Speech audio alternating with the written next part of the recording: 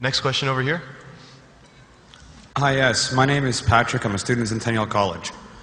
My question is, in Islam it says, Jesus Christ, peace be upon him, is not the Son of God. When we are all children of Allah and born of mother and father, for he is only born of a mother, why is he not the Son of God? Brother Patrick asked a very good question, a very important question. He said that why in Islam is Jesus Christ, peace be upon him, not considered as Son of God? When we all are children of God, he being born of a virgin woman, all the more reason should be. See brother, if you tell we are children of God, in that way I've got no problem at all. If you read the biblical language, if you say that we are children of God and Jesus is Son of God, in that context, meaning he is person who follows the commandment of God, most verily all the messengers of God, they are sons of God. But the problem is, if someone says he is not a normal son, but he is the begotten son, then there's a problem. Because if you read the Bible have got sons, the God has got sons by the tons. If you read the Bible, Adam is son of God, Ephraim is son of God, Israel is son of God. It's mentioned in the book of Romans, chapter number 8, all those who are led by the Spirit of God, they are sons of God. That means if you follow the commandment of God, you're a son of God. I've got no problem with that phrase at all. But today, that phrase has been misunderstood. You know, for example, if a young son asks me a question, I said, Beta, son, it's a very good question. He won't mind because I'm elderly, you know. But if I say that begotten son, that means I'm insinuating him. You know, maybe he'll punch me. Fine. So what do you realize? That using the phrase son of God, in the context that we are children of God, we have no problem. So in that context, all the human beings who follow the commandments of God can be called children of God. No problem. But what the Christian says, that no, Jesus Christ, peace be upon him, is not a normal son. And he quotes Gospel of John, chapter number 3, verse number 16. For God so loved the world that he gave his only begotten son. Whosoever believeth in him shall not die but have everlasting life. Correct, brother? So do you believe Jesus is the begotten son of God? I do. You believe, fine. Now this verse which I quoted, Gospel of John, chapter number 3, verse number 16, it's from King James Version. For God so loved the world that he gave his only begotten son. Whosoever believeth in him shall not die but have everlasting life. Now when you read the Revised Standard Version of the Bible, revised by Thaidu scholars, Christian scholars of the highest eminence, backed by 50 different cooperating Christian denominations, they say that this word begotten is an interpolation, it's a fabrication, it's a concoction, it's an adulteration. Who's saying? Not Muslims, not Hindus.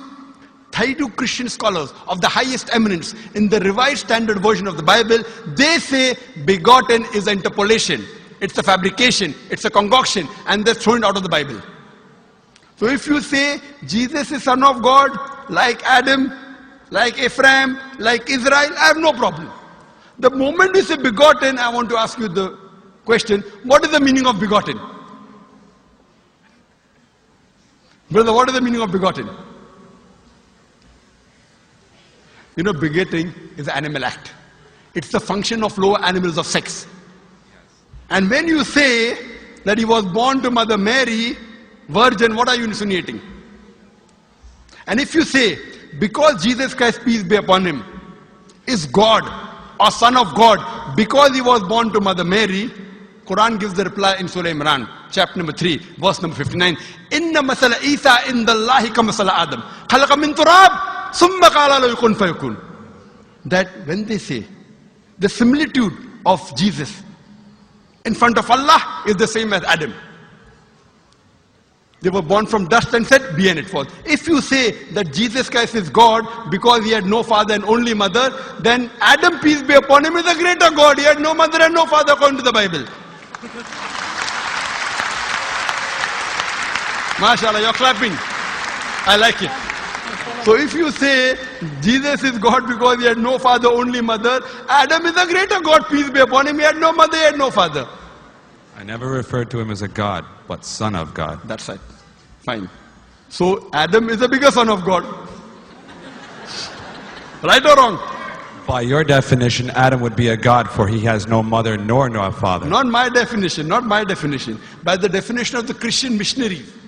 By my definition, he is a messenger of God. Because God cannot beget. I told you in my talk. Lam yalid wa lam yulad. He begets not, nor is he begotten. The moment God begets, he is not God. Son of God meaning pious person, I agree. That's the reason Allah subhanahu wa ta'ala in the Quran, in 99 attributes, he has missed out Ab, father. Why? It's a good attribute, but Allah did not mention Ab meaning father because people started having wrong meaning of the word father. So he used a more difficult word Rab, but did not use Ab. Logically it's fine, but Almighty Allah subhanahu wa ta'ala purposely did not use the attribute Ab in the Quran because people will misunderstand. That's the reason English-wise, saying Jesus is the Son of God, meaning messenger of God, I'm with you. But the moment you say begotten Son, I have objection. So you say Jesus is a messenger of God, I say peace be upon him after his name.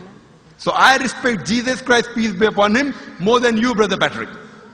Because when I take his name, I have to say peace be upon him. If I do not say that, I'm wrong. So I love Jesus Christ, peace be upon him, more than you. I follow his teaching more than you. And if you want, I can prove it to you. That's a different argument, not for tonight. Sorry? That's a different argument and not for tonight. Okay, fine. I'll give you a few things. Jesus Christ, peace be upon him. Fine? If you read the Bible, he was circumcised on the 8th day. Fine? Majority of all the Muslims are circumcised, the Christians aren't. So if you say Christian means a person who follows the teachings of Jesus Christ, peace be upon him, then it's mentioned in the book of Leviticus, chapter number 11, verse number 7 to 8. It's mentioned in the book of Deuteronomy, chapter number 14, verse number 8, you should not have pork. It's mentioned in the book of Isaiah, chapter 65, verse number 2 to 5, should not have pork. Muslims don't have pork, most of the Christians have pork. If you read the book of Ephesians, chapter number 5, verse number 18, in the book of Proverbs, chapter number 20, verse number 1, it says you should not have alcohol. Muslims as a whole don't have alcohol, most of the Christians have alcohol. If you say Christian means a person who follows the teachings of Jesus Christ, peace be upon him, we Muslims are more Christian than the Christians themselves. We love him. We respect him. If you say, I love Jesus Christ, peace be upon him, but don't follow his teachings, your love is false. We, therefore, mashallah, I love Jesus Christ, peace be upon him, more than most of the Christians. Because I follow his teachings, I respect him, I revere him. And Jesus Christ also said, in the Gospel of John, chapter number 16, verse number 11 to 14, I have many things to say unto you, but ye cannot bear them now. For he, when the Spirit of truth shall come, he shall guide you unto all truth. He was talking about Prophet Muhammad to come. So Jesus Christ, peace be upon him, said, you have to believe in the last and final messenger, Prophet Muhammad sallallahu alaihi wasallam. So even that way I'm following Jesus Christ, peace be upon him. I believe in Prophet Muhammad. Do you believe in Prophet Muhammad as the messenger of God? I do. MashaAllah. Now you're more closer to... Allahu Akbar. Allahu Akbar. Subhanahu wa ta'ala. Now he wants to say the Shahada, and then we will move forward, say Ashhadu an la ilaha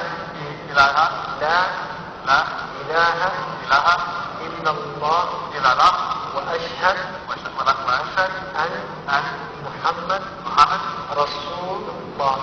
Rasul Allah. I'm more excited than him. Allahu Akbar. Allahu Akbar. Allahu Akbar. Allahu Akbar. Allahu Akbar.